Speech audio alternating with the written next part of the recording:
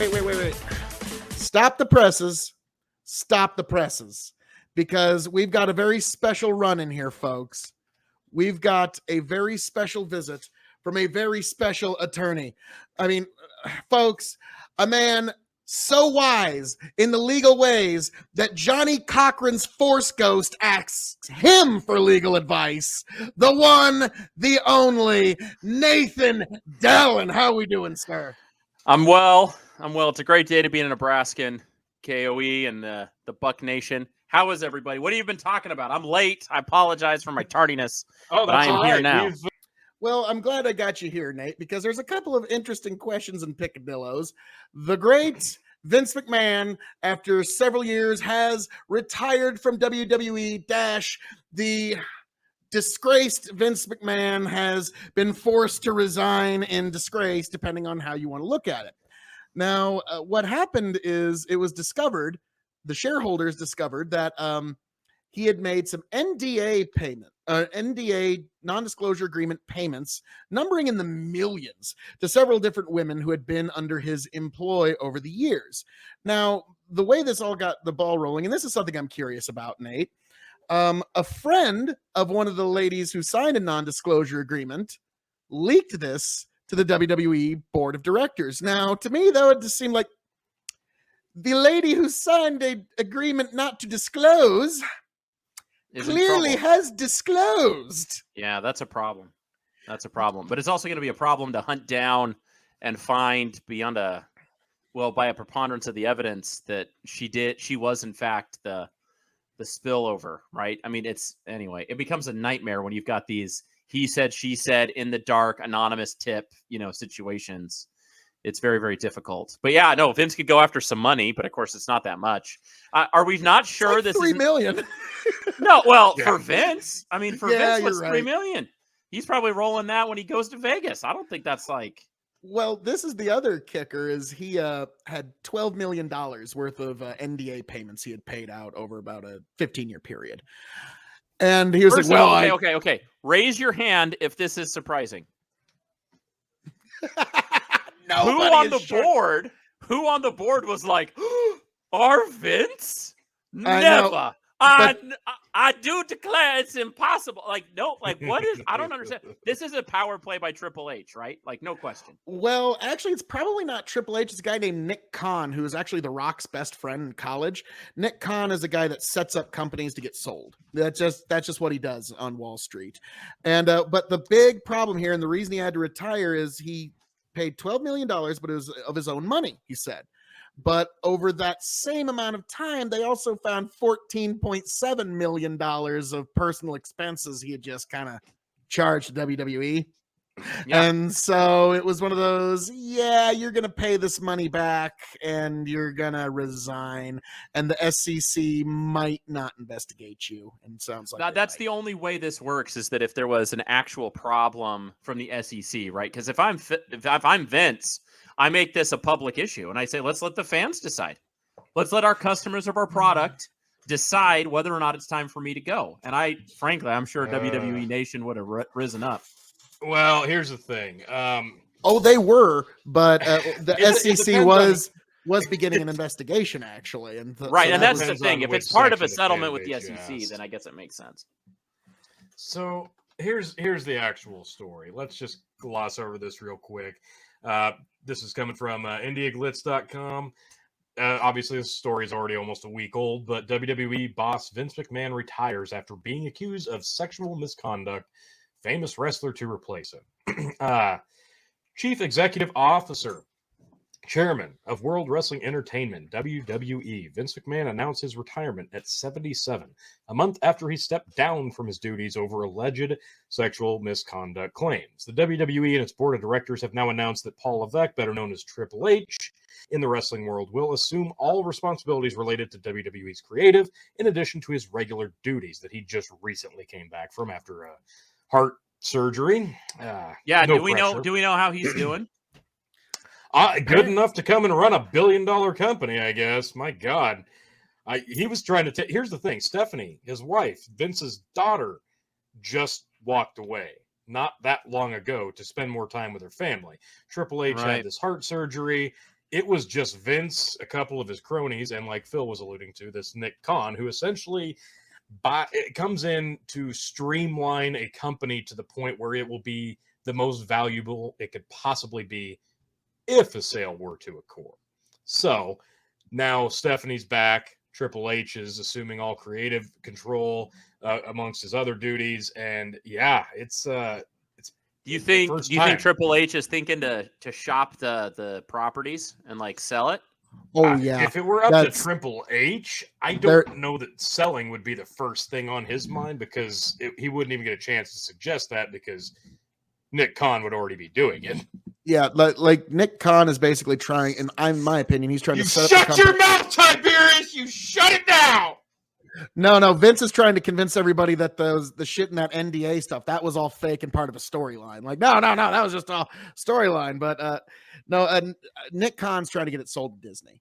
Disney would be.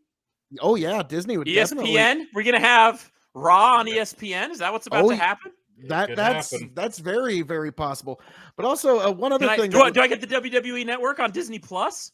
My kids can watch Stone Cold and then flip over to. That would be something. Scooby Doo or whatever. Because I don't think NBC is going to buy it, because they already got it on Peacock. So why would they bother buying it? Yeah. But Disney, if it's a entertainment venture, they'll buy it up. And there was talk of even about a $5 billion deal about a year and a half ago. And then there was some. Whenever that much money is on the line, it always falls through. But I thought, I'm sure income was weird back then. Well, actually, that was one of WWE's most profitable years in its history, which is what makes it so attractive. They were the only live.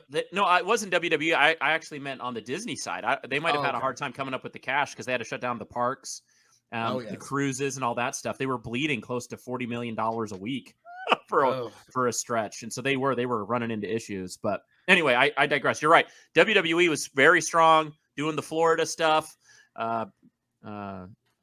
With empty, I think it was empty stadiums, right? They were just having it was awful. They were having matches without anybody there. In front of TVs, but I remember there was one WrestleMania where there was literally no crowd. Nobody said anything. Nobody did anything. It was just like deathly quiet. And there was one guy's like, God damn, could they have just paid one cameraman to maybe cheer when the world champion's coming down to the ring?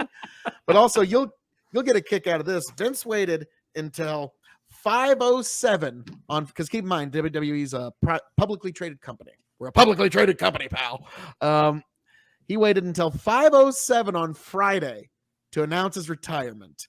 And my first thought was like, that would damn near cause somebody from the SEC to almost want to fucking investigate that a little bit. But then I thought, well, he's already under investigation. What does it fucking matter now? Just as well try to not affect this, because he's still 80% shareholder. He still owns 80% of the company. So whatever Nick Khan can get for the sales price, that's still going to be like, Vince McMahon, because I'm pretty sure it was Nick Khan that pushed Vince McMahon out. But I'm pretty sure when he's sitting on a beach in a few years, he's going to be, Nick Khan's a son of a bitch.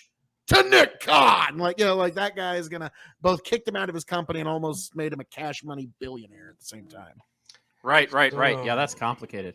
I'm guessing that Triple H wants to get it sold. Then becomes an interesting question: who becomes the creative forces, behind all this? I mean, it's been the Vince show for so long.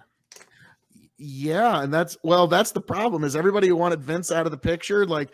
You're about to see what pro wrestling is going to look like when corporate America gets its fucking hands on it. And it's going to be so I shudder to think what wrestling is going to look like in a couple of years. But like, that's just the entertainment side of it. The business side of it's what's been getting all the headlines in this last week and a half, because this backstage intrigue is almost better than anything they present on their television show, because it's like, what the fuck? How much money? Like, there's ex-wrestlers that are like, God damn, if I'd have known Vince is paying that much to fuck, like, Jesus Christ, I'd have fucking angled for an NDA. Jesus, God almighty. And so, but that also goes to show, folks in corporate America, sometimes it's not good to fuck in house. Okay, like that can lead to some real problem. Like Nate, you just read we can all think of at least 3 or 4 times when that inappropriate. This isn't this is wrestling. No, that's Southern wrestling. It's a different thing. So Nate's ultimately, what's going to happen next? It's really going to depend on how WWE finishes this year, because with the first time in 4 decades, Vince McMahon is not running the show, seemingly. Right. Now, people are speculating whether or not he's still behind the scenes, off book, pushing the product, which I could see him still having a pretty good input, at least until after this Stephanie's gone. show this Saturday. I don't know, but I have to think that he's probably, like, the thing about Vince McMahon is he's been running this thing for 4 decades, working straight for 4 decades. No days off, no nothing. Maybe some side projects, but that's just more work. He doesn't take vacation. He doesn't have hobbies. He doesn't go to the movies. He doesn't do anything except work and, well, work out. That's it. The job is life for him. Eating gets in the way of the job. And for the first time in 4 decades, he's jobless. So, like a lot of people, this is a pretty monumental, traumatic thing. Whether anybody wants to realize that or understand that or admit that, ignore that at your own peril. But this is big, because if he truly is 100% retired and he is no longer in any form of control, he lost the XFL. A lot of his other little hobbies haven't panned out over the decades, so this was it. He's not just going to become a family man now. All of his kids are grown, having kids of their own, have had kids of their own. His wife, if you can even call her that at this point, lives in another state. He doesn't have a lot going on. So this is a pretty traumatic thing to happen to the guy. Plus, we are at the tip of the iceberg as far as the allegations go, because if the guys are breaks, we're looking at deep impact levels of things that could come down the pike, because Vince, exactly like we were alluding earlier, hasn't exactly been a good boy over the years. Now, you can argue all you want his impact on the business. Now, he's been one of the most pivotal figures, well, maybe the most pivotal, most consecutively over the years, pivotal linchpin of sports entertainment, because he took what was wrestling, where there was a level of reality to it, where people didn't just understand that it's scripted, that it's predetermined. And he made it, some people called it a laughing stock and a joke, because at the time wrestling was still very much real to people. And when he rose to power, it became more cartoony, it became more appealing to kids, it became more of a family show. He took his idea of wrestling, and then people tried to copy him. People began chasing him instead. And that essentially killed the business, because it is not anywhere close to what it was many, many, many years ago. Even in the 70s and 80s, people still very much believed that it was a real form of combat. And ever since then, people have just been chasing Vince and his idea of what wrestling is. Hell, wrestling is barely even mentioned. The word wrestling is barely mentioned on WWE programming. And for the first time in 4 decades, even that could change. So we could be seeing not just Vince retiring, we could be seeing Vince go through a lot of problems, if not something even more catastrophic. Well, like one thing I wanted to give kind of context, because what Tony was talking about there, Nate, was Vince McMahon in the 70s, 80s, and then the 90s. He took his one business, because there was a territory system across the entire United States. It was almost like unionism in entertainment. I don't know how else to explain it, the territory system.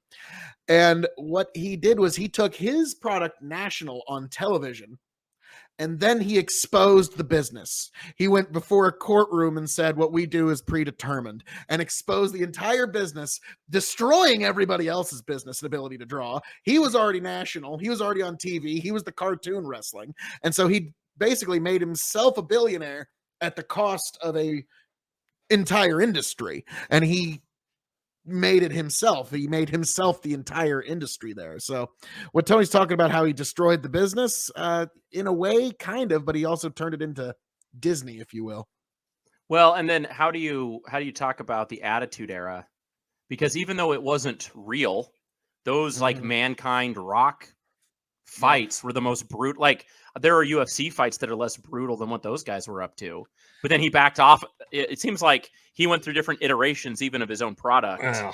And the product that we have now is just different, right? I mean, yeah, it's not even a show. Like, that was the thing in the height of the Attitude Era. What people don't realize, because a lot of people came to be a fan, even for a short period of time, of wrestling during the Attitude Era, because of the insane popularity and TV numbers that not just WWE, but WCW was doing. I mean, between the two shows, we're talking a 15 on the Nielsen scale, which is absolutely That's insane. NBA Finals type stuff every Monday. Exactly. Right. It's I agree. insane Yeah. numbers. I was And living in the that's what a South lot of during the people- time. If you didn't watch Raw Yeah. and Nitro, you had nothing to talk about Yeah. that week. Exactly. And it that was the thing though. Once we hit the Attitude Era, it became so popular because everybody in every company was shoehorning everything in at one time. Like they had I'll be back. He's got to deal with the children's, but Hey, man. but yeah, Bad but time during is always a good time.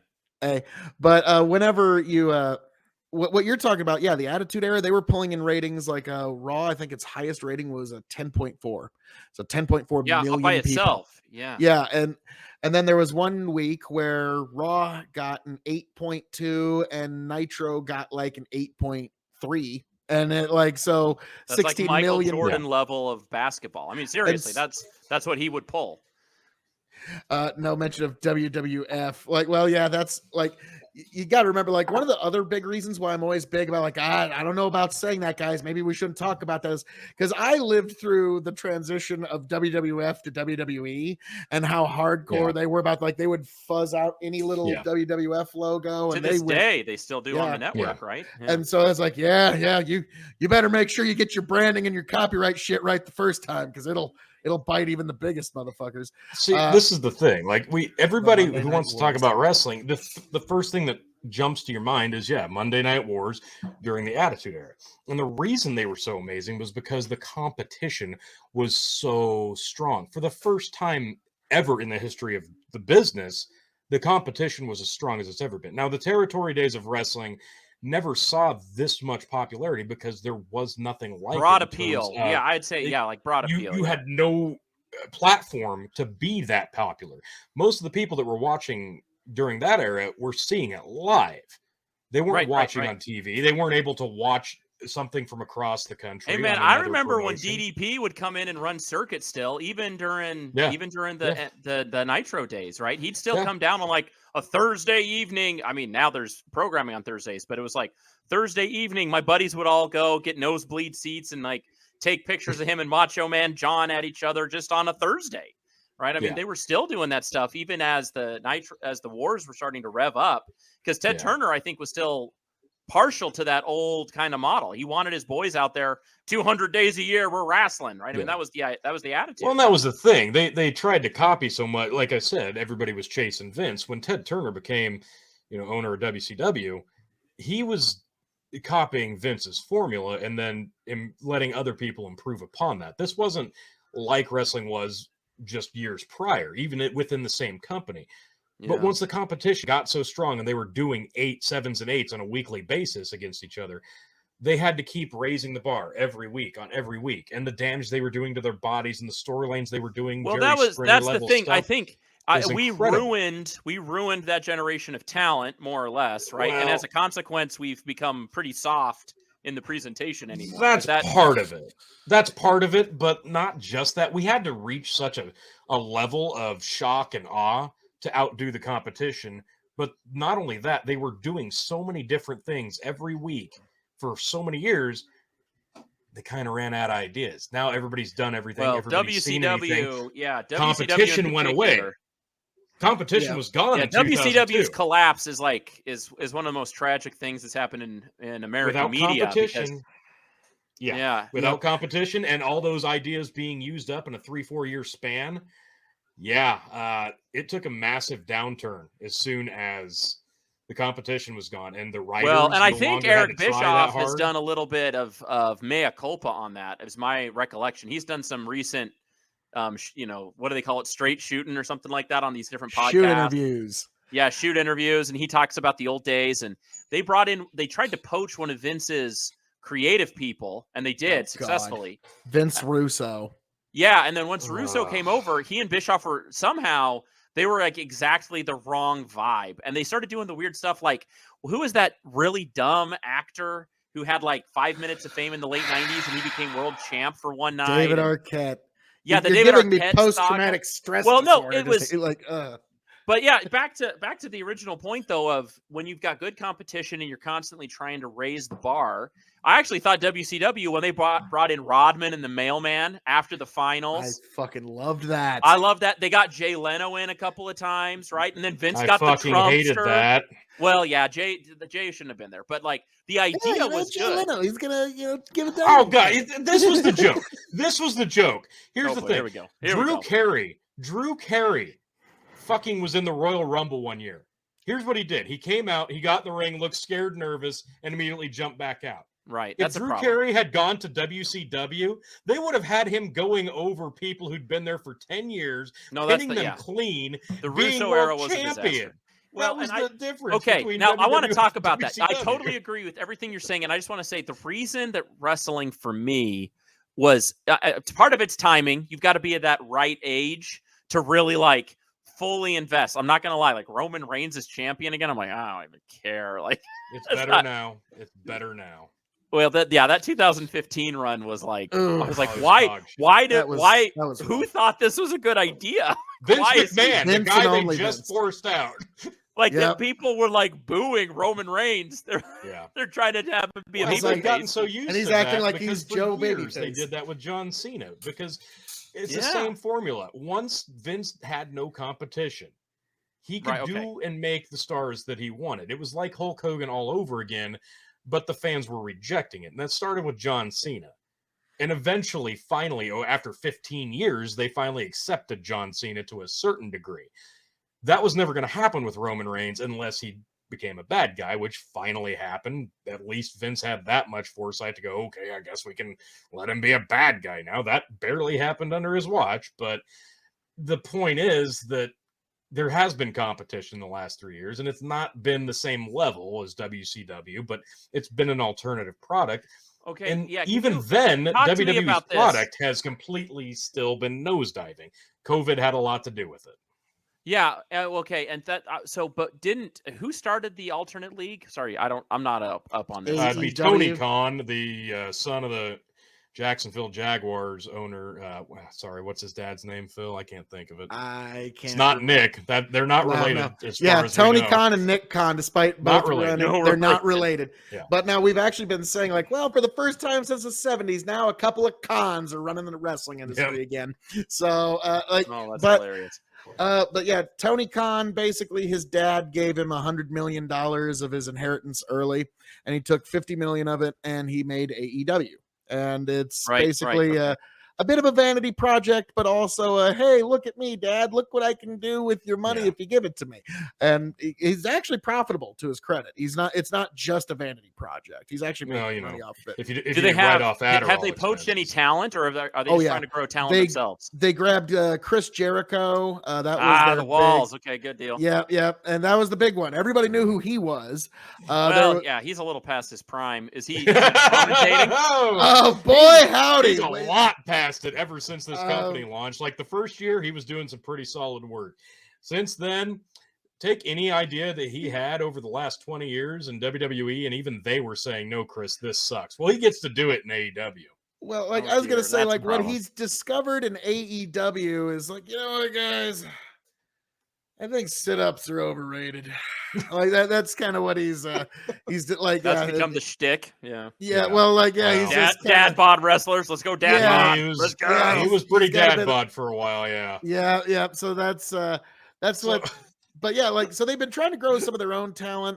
They got Cody Rhodes, Dusty Rhodes' son, better Well, yeah, known but as I thought- Well, they Stardust. did. He's Dusty back in just- WWE. Yeah, I think he just jumped because I thought that Dusty was sort of becoming like their up and coming guy, and then I think one of Vince's last acts. So that I thought he just poached him.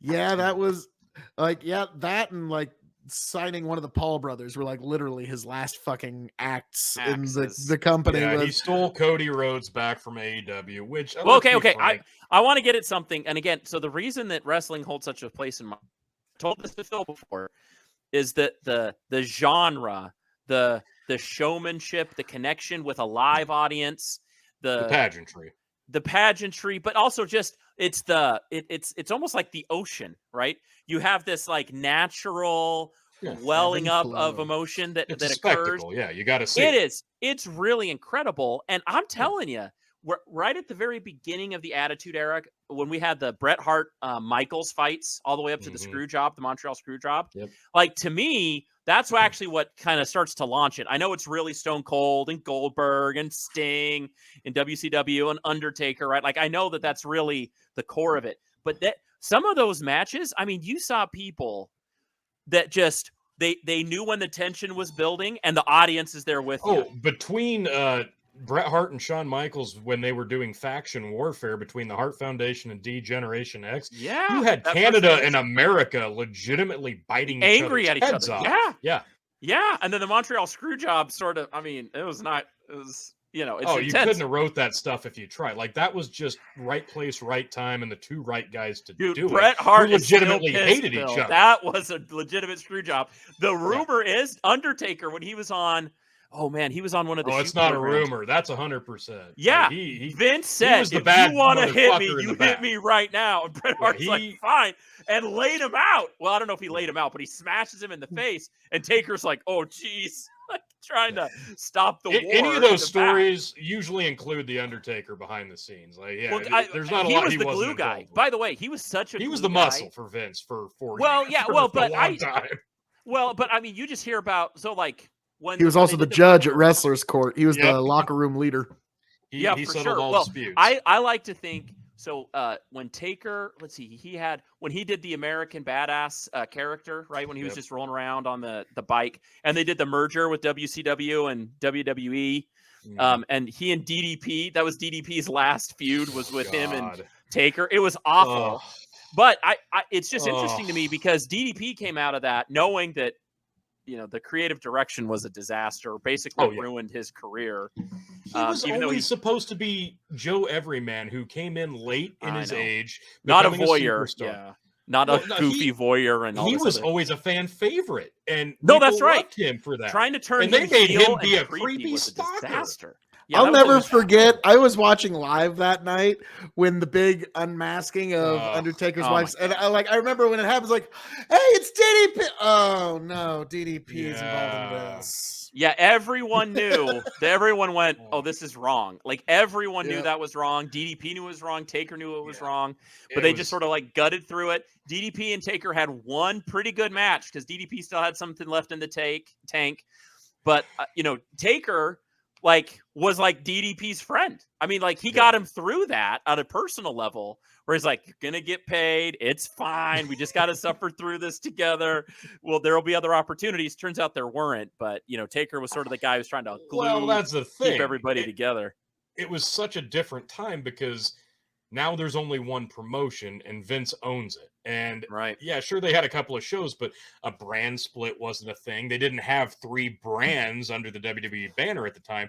It was just WWE. So you had all this influx of talent from not just WCW, but ECW and anyone else in the world. You had to come to WWE. So they had so much talent. They literally did not know what to do with it. And so many talented wrestlers had no shot at getting a break. And the ones that were either being completely mismanaged, and there were maybe a select group, a handful that came from WCW or ECW that actually broke through and succeeded in the company over the years because part of that's they because just weren't the Triple H talent. Factor, right? If you had personal relationships with Triple H, those personal relationships were almost as important as the in-ring. Not just Triple H, but Vince. More so. Vince also saw it as, if I bring you in from WCW and I push you, that's a defeat on my part. I'm pushing a guy that I didn't build, that got over somewhere else, and I just can't have that shit. So that's why they would come in and get beat. Oh, that's a good insight. That's a good insight. Well, that's the mind of Vince McMahon. All right, now let's just talk about one other trend. So we don't have to talk about the specific personalities, but once Attitude Era is over and WWE and WCW combine into one, I feel like they just went straight milquetoast. Like, no offense to John Cena. He did some cool stuff, right? Couldn't agree more.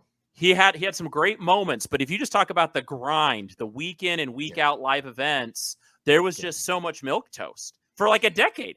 And it all kind of culminates with Roman Reigns in 2015, right? Or am I wrong? Well, the thing is, I would say what happened is after the competition was gone, they didn't really need to care about the product so much as they needed to care about the shareholders. Yeah. And that was when... Okay. when they became a publicly traded company. Now it's like what happens in the ring is almost incidental, inconsequential as far as the office is concerned, because Vince McMahon actually had in his office, his son-in-law Triple H actually gave him a giant T-Rex skull as a birthday present one year.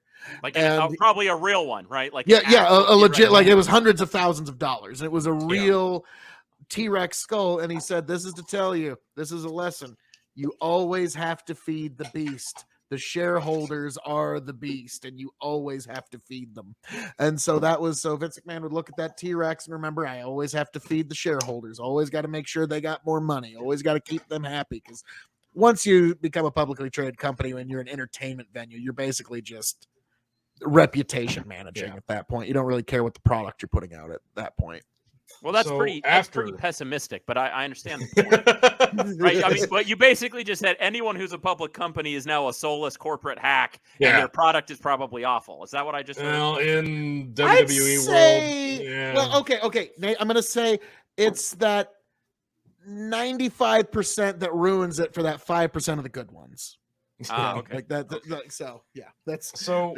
Kind of with the layout of eras after the Attitude Era, people kind of forget that grew up with the Attitude Era. There was something called the Ruthless Aggression Era. Now, that's when Eric Bischoff came in and they put him in charge of Raw.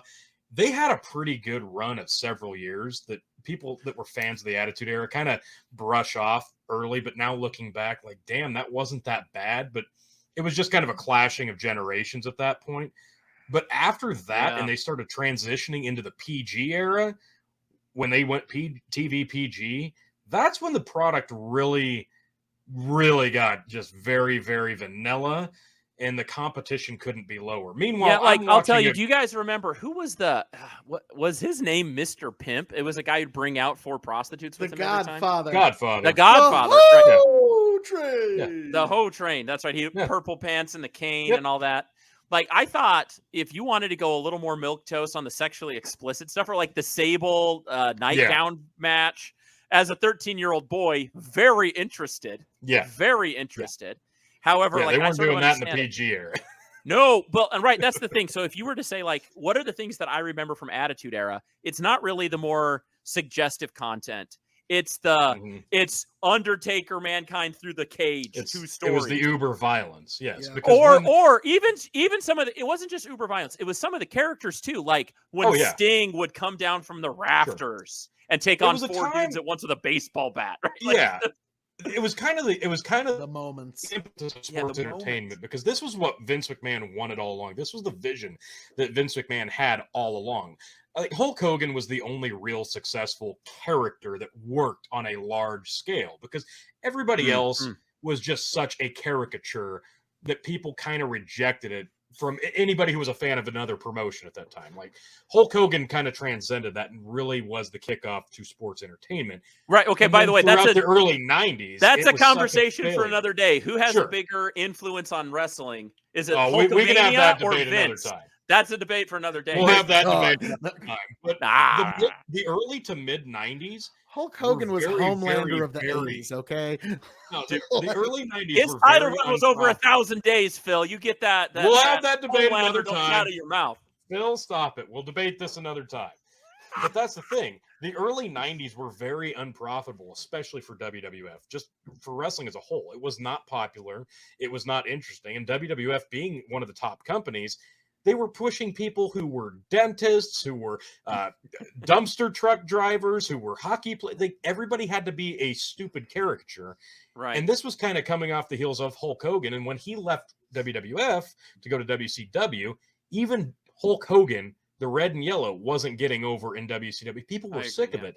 And that's really the jumping off point when he turned heel, the NWO, Sting going black and white, and then WWF turning Jerry Springer, DX, Stone Cold The Rock. That's when it changed. The good old days. And everything was happening at once. It was a demolition derby. This is my question. Is that lightning in a bottle, or could those days come back in a new iteration?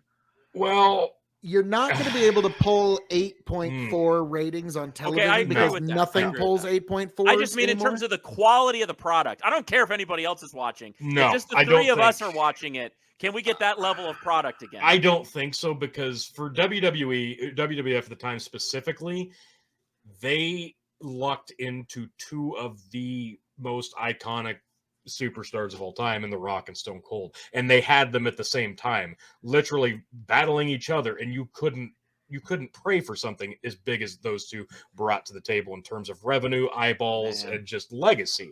Well, and To WCW have that at the same too. time, I mean, they had some good talent. WCW had a massive roster, celebrities, and guaranteed payday contracts, so they could have almost anybody they wanted. And they could do Max about Hall anything got they wanted. paid a lot, or no, not Max Hall.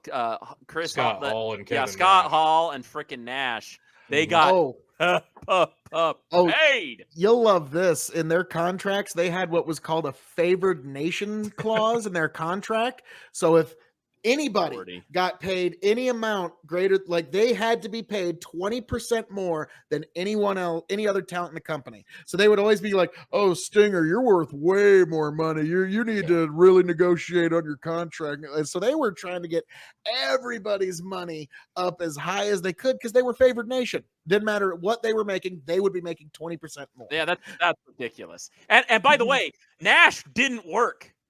Like, do you remember Nash? He would as he little as never had possible. matches. He worked. He would wrestle, but when he did wrestle, he'd get hurt. So I was about to say that man don't- needs to be given an award for getting just more go- money for doing less work than anybody in the business. Oh my gosh, least it's successful incredible. WWF champion of all time. Yeah, and like it was unreal to me how often he would just be the cleanup guy, come out, throw some power bombs. That's all he could do. Woo, go NWO, and then walk He out. had and he's 5 collecting moves total, $500,000. and one was a hair flip. Yeah, just it was ridiculous. I gotta make a phone call. No, do your thing. Yeah, but anyway, let's think what the elements of the Attitude Era. Part of the Attitude Era, though, was also the 90s itself needed wrestling, right? Well, that's the thing. We were used to watching Cops, Jerry Springer. Things were getting very outlandish. So the product of WWE being outlandish and having these big, larger-than-life characters worked for that era. That's right. They had the talent to go along with it to pull it off, because they were not just making them be crazy cartoon characters. They were letting them be themselves, but turn it up a notch. So that's why it worked. And then creative and the story writing was just ridiculous. So it was right place, right time, right people. The reason it wouldn't work like that today, one, you can't duplicate TV eyeballs like that anymore. You just can't. Like, even at this point, the NFL numbers are dwindling because people can watch stuff on the internet. You can't grade things on a Nielsen scale anymore.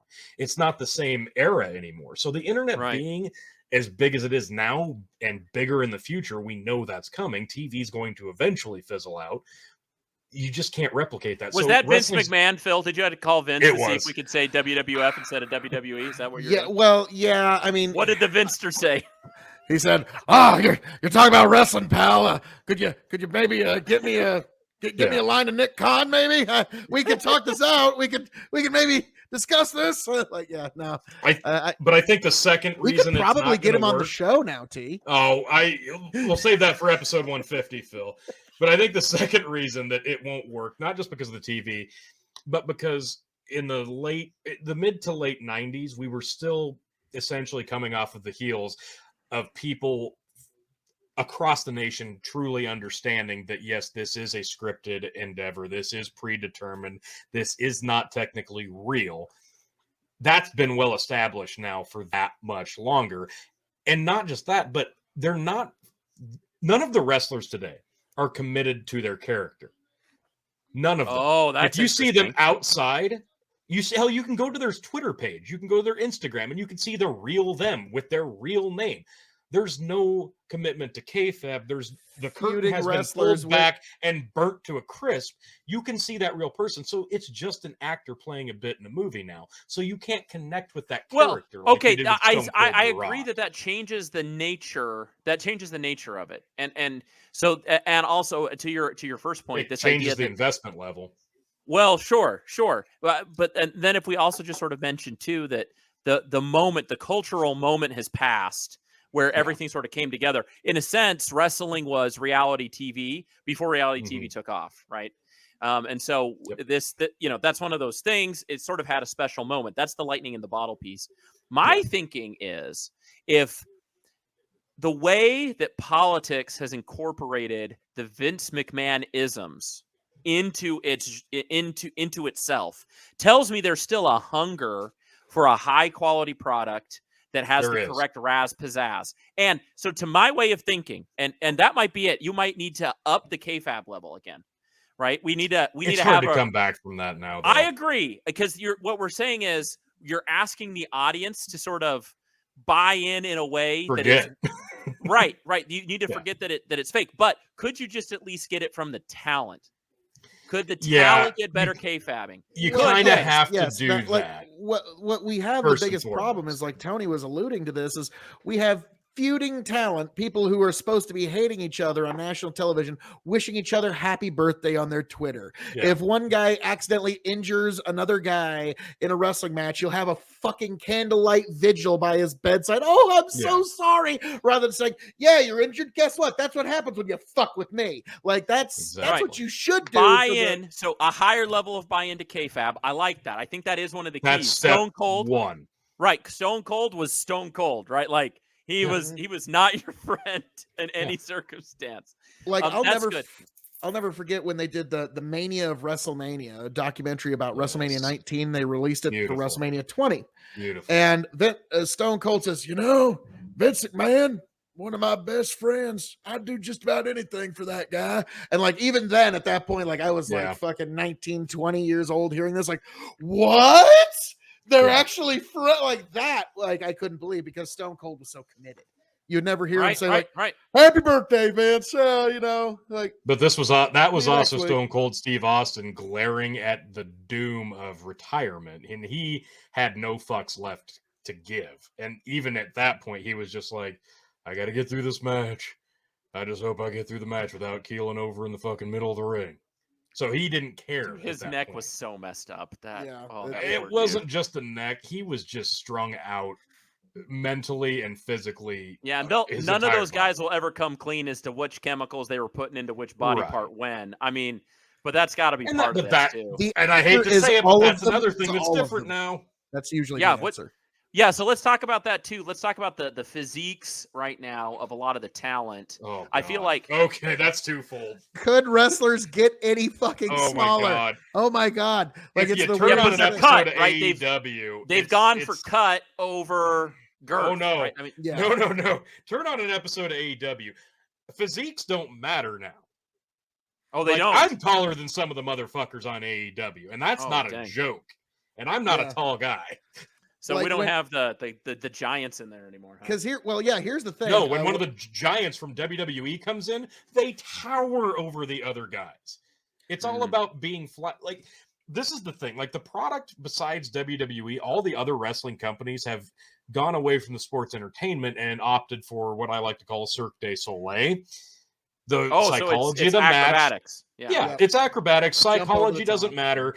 500-pound, 7-foot guy can have an Iron Man match with 5'7", 180-pound guy, and we're just supposed to believe that they're evenly matched. That's a disaster. Why are they allowing It's ludicrous.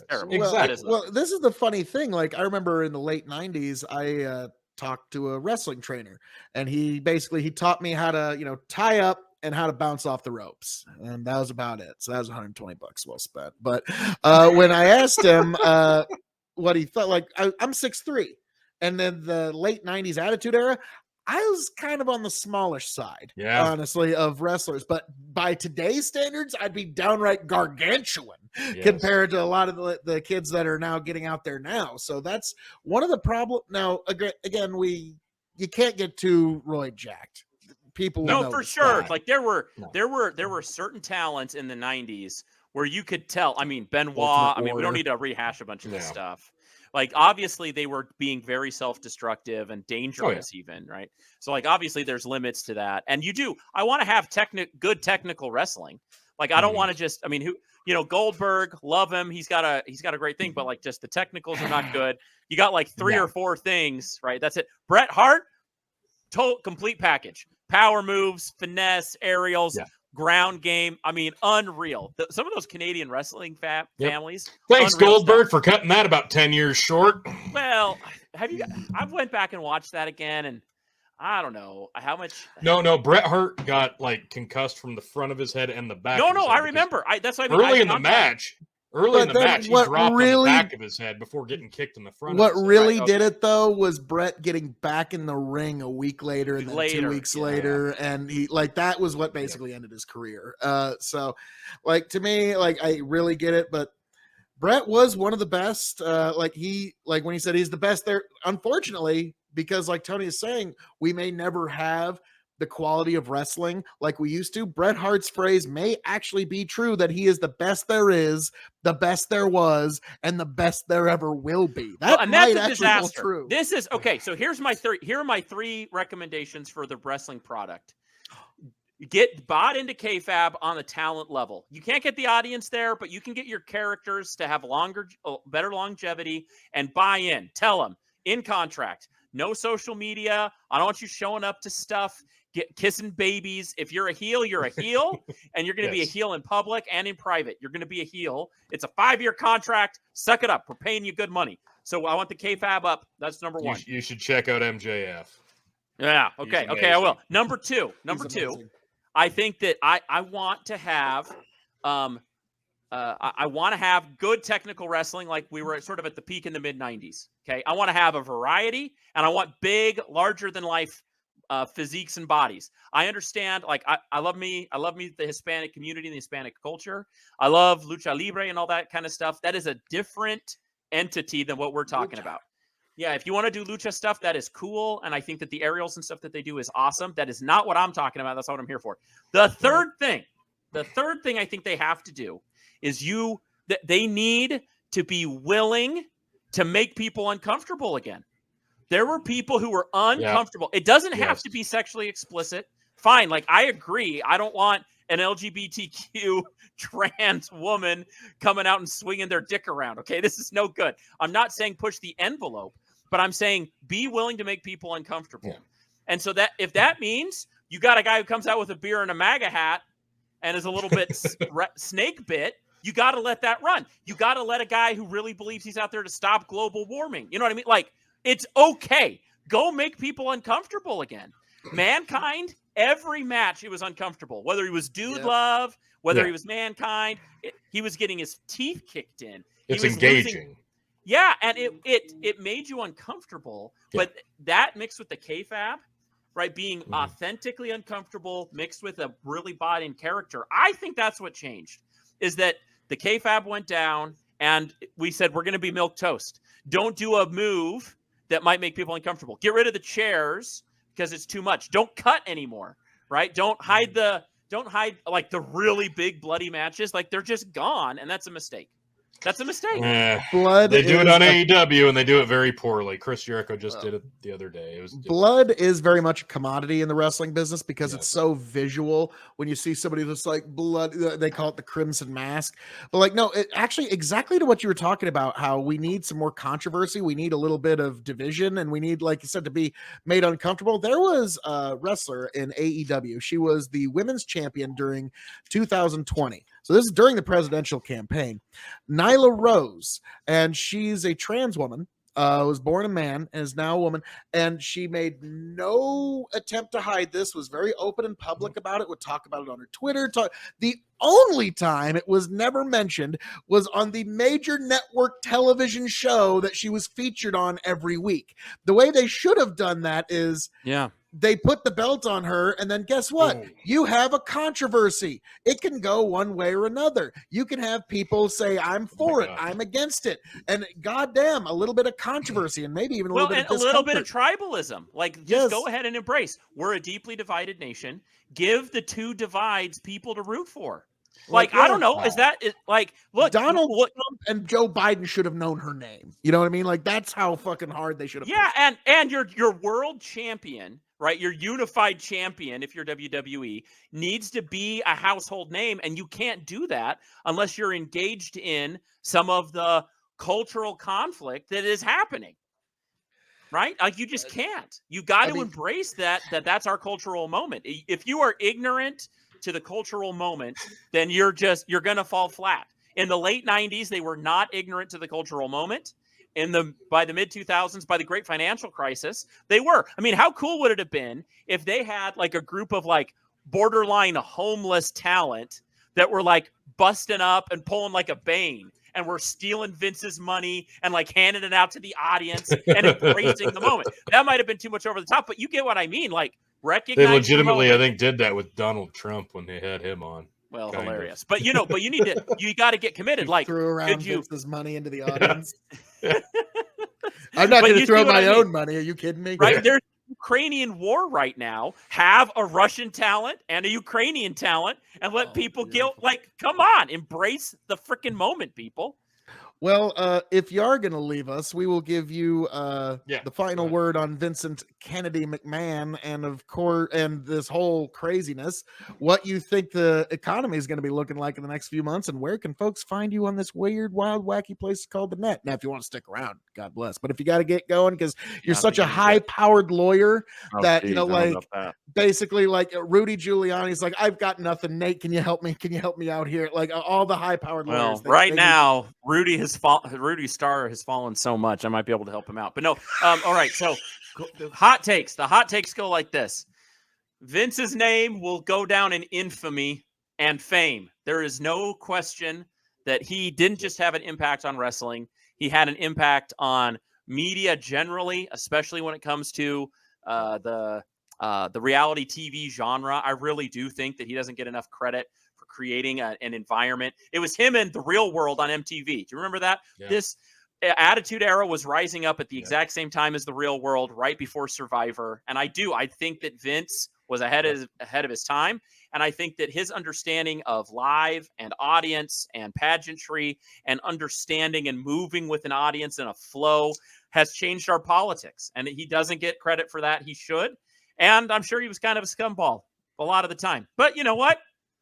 That's how it is sometimes. He was a shark. He was just a shark. He was just a shark. And humans are complicated, messy creatures. He can be both brilliant and kind of a scuzzball. That's possible. As a matter of fact, I think that's what's going on. He's God and the devil all wrapped up into one package. All into one very horse steroid-laden package at age 77. Gentlemen, I love you. I appreciate your willingness to have me on to talk about the Attitude Era. Oh, anytime. Yeah, you like I've said many times. You're welcome anytime here, Nate. Yes. But yes, I believe they can find you at Nate Dallon on Twitter. Is that it? At Nathan Nathan Dallon Dallon. That's it. At Nathan Dallon. That's me. Well, thank you. I've got green hair on Twitter. Don't freak out. It's green. It's a marketing ploy. Everyone remembers the green-haired guy in a suit. So, well, sir, we will let you get back to your high-level lawyeries that you got to get done and all of the lawyering that comes with it. So good luck to you, sir, and I can't wait to catch you on the flip side. Peace out. Peace. Okay, go ahead. All right. So, for one, I'm going to apologize in advance right now for myself and Mr. K.O.E. over here for essentially being one of the reasons that wrestlers are as untrained and tiny as they are today, because we kind of LARPed through the late 90s and mid 2000s as professional wrestlers, and a lot of those people ended up getting signed by AEW. So that's kind of on us. Sorry about that. But I digress. Vince, regardless of the allegations, and there are plenty, and there's going to be plenty more, and there's going to be plenty that we never even fucking hear about, the man is a titan of the industry. And you cannot argue this, regardless if you liked his product over the last 40 years, regardless if you respected his business prowess, regardless if you even liked the man personally if you met him. You cannot deny not only the impact, but the foresight that he had to take advantage every chance he get. He saw opportunity around every corner, and even though he had many flops, the man had so many home runs that we often forget just how right on he was more often than not because of all the other filler that there was. Like, you listen to an album and you go, my God, there's 2 or 3 fucking amazing songs that are going to live with me till the day I die, and I will play those forever. That's what Vince was. He had a lot of filler songs, but he had a lot of fucking hits. So Like really, Stand Back. like Stand Back. But yeah, Vince McMahon no longer being in control of wrestling is just a very sobering concept of the aging process that we'll all have to get used to, because as the year continues and we go into the next and we see what really happens with WWE, does it get sold? Regardless, like, this is uncharted waters for the first time in many of people's lifetimes involving wrestling. If you're a fan, if you watch WWE or not, doesn't matter. The impact of Vince McMahon stepping down for the first time in 40 years, not being in control. This is a monumental occasion, and whether you're celebrating or grieving, doesn't really matter. This is a landmark. Don't forget where you were when you heard that news. It's wild. You know, it's weird that you say that, Tony, whether you're celebrating or grieving, because there are people, because this does feel like a loss for a lot of people, because you got to remember, television personalities are people that we invite into our home every week. And so in a weird way, fans all feel like they have some sort of personal relationship with their television personalities. It's not real, but it's something that has always connected. And grieving, T, and I was talking to you about this the other night, actually earlier today, this afternoon. I sent you guys a message because, like, as a note, and I'm sure many of you may know, my dog died last week. It was really unfortunate and really sad. And, you know, everybody raise a glass, not only to my dog, but to all of the great dogs that you've all had that you've lost as well. Raise a glass to them all. But, like, what happens is that dog went with me everywhere, with my little road dog, and it would jump over the seat, jump over my lap, and jump out the truck. And that was just our thing for the last 4 years. That was just how that worked. And it was almost like muscle memory. And for like the next week, I had to like get used to the idea that there was not going to be any dog jumping across my lap. And it was like muscle memory. And a weird thing happened with Vince McMahon, thinking about that, where I was going over predictions for SummerSlam and I was thinking, well, okay, all right, Bobby Lashley. Is Bobby Lashley going to be able to take the W here? Well, of course Bobby Lashley's going to win. I mean, Vince McMahon always... Wait, that's right. He's not in control anymore. And, like, as much as I hate to say, like, I had kind of like that muscle memory twitch, like expecting my dog to jump across my lap. It was the strangest thing. And so I don't know what the word is for it, Tony. I don't, because it's not quite mourning. Because, like, I've had one fuck of a year. I've been through some real mourning, but like this is one of those things where it's like I don't know what the right fucking word is for it. But it's also like watching Undertaker lose a streak at Mania. We all had to now acknowledge the Undertaker is human, and you didn't even want to believe that text when I sent that out. No, I said fuck you. You're fucking lying. And like I was one of the, like if I would have been there live, I would have been one of those people that was like angry and like, like you would have been one of the memed people in the crowd. That dude who's like the dude with the glasses that just like his eyes are like this, like that I'd have been standing right next to him, like what the fuck, like so this is something very similar. But folks, we will cover this and much more over at the Revolutionary Wrestling Podcast on Saturday. So if you want to get we've got a lot more Vince talk to talk about. Like this is just tip of the iceberg. So we've got plenty of content coming down the pike at the Revolutionary Wrestling Podcast, which I am the 13-time champ of. Go over there, like, share, and subscribe on YouTube, Spotify, all that.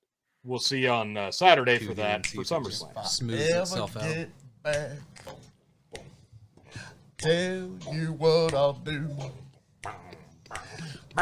if I ever get back.